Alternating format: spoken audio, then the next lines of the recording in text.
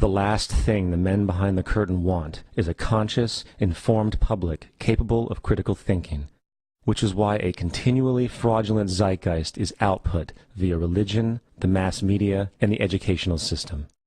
They seek to keep you in a distracted, naive bubble, and they are doing a damn good job of it.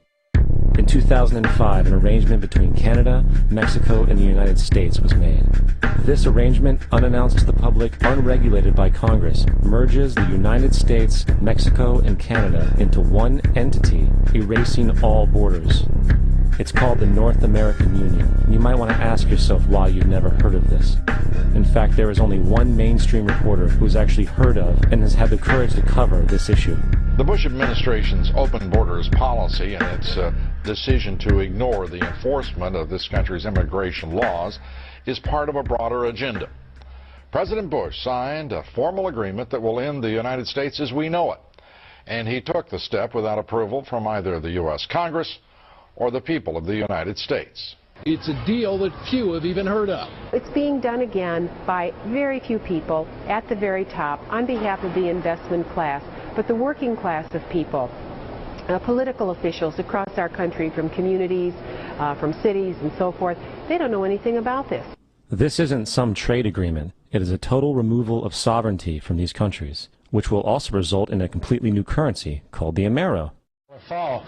Apart from that, I think one thing people who are dollar-based need to focus on is the Amero. That's the one thing that nobody's talking about that I think is going to have a big impact on everybody's life in Canada, the U.S., and Mexico. The Amero is the proposed new currency for the North American community, which is being developed right now between Canada, the U.S., and Mexico to make a borderless community, much like the EU, and the dollar, Canadian dollar, U.S. dollar, and the Mexican peso replaced by the Amero.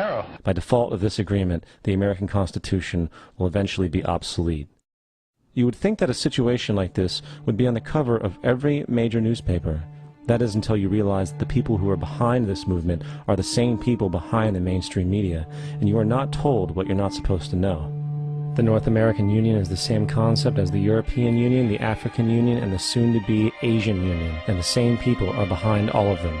And, when the time is right, the North American Union, the European Union, the African Union, and the Asian Union will be merged together, forming the final stages of a plan these men have been working on for over 60 years. A one-world government.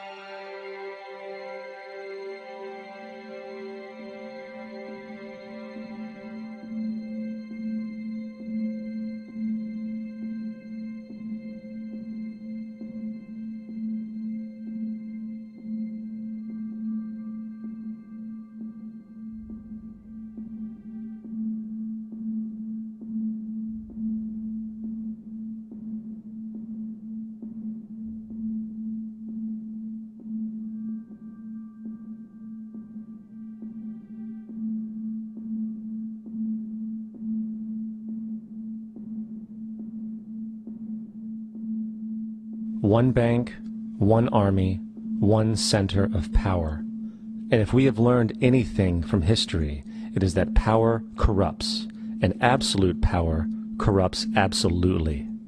This is Aaron Russo, a filmmaker and former politician. To his left is Nicholas Rockefeller of the infamous Rockefeller banking and business dynasty. After maintaining a close friendship with Nicholas Rockefeller, Aaron eventually ended the relationship, appalled by what he had learned about the Rockefellers and their ambitions.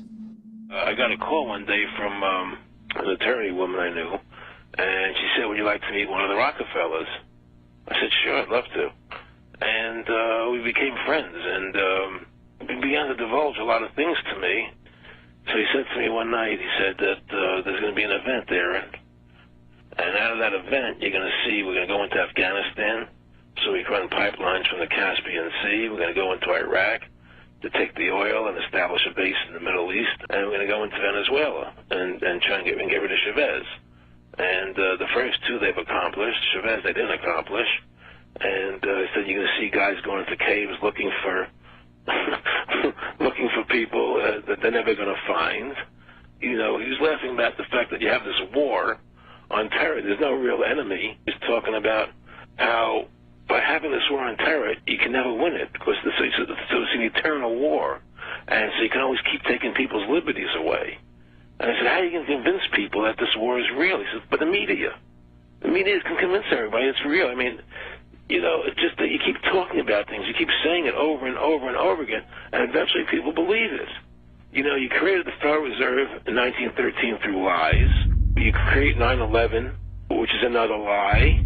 Through 9/11, you're fighting a war on terror, and now all of a sudden you go into Iraq, which was another lie, and now they're going to do Iran.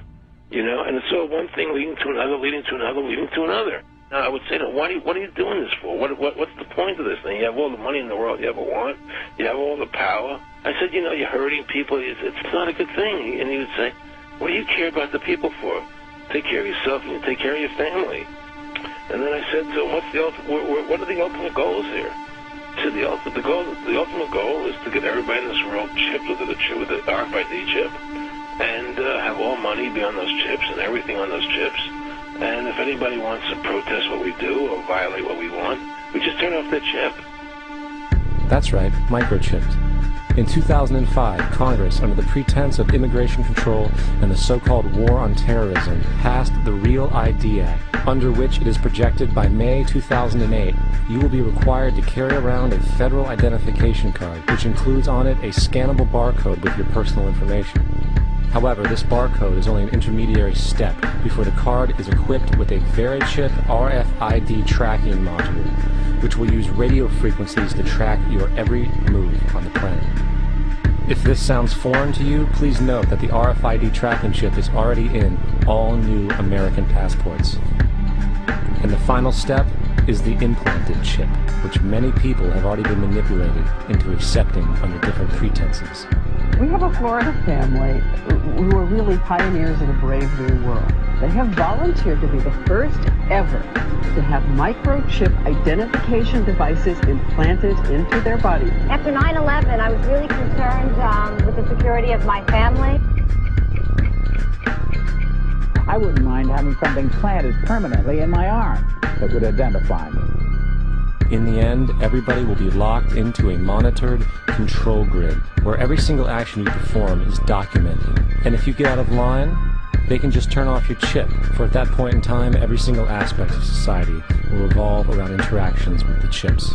This is the picture that is painted for the future if you open your eyes to see it. A centralized one-world economy where everyone's moves and everyone's transactions are tracked and monitored, all rights removed. The most incredible aspect of all. These totalitarian elements will not be forced upon the people. The people will demand them. For the social manipulation of society through the generation of fear and division has completely detached humans from their sense of power and reality. A process which has been going on for centuries, if not millennia.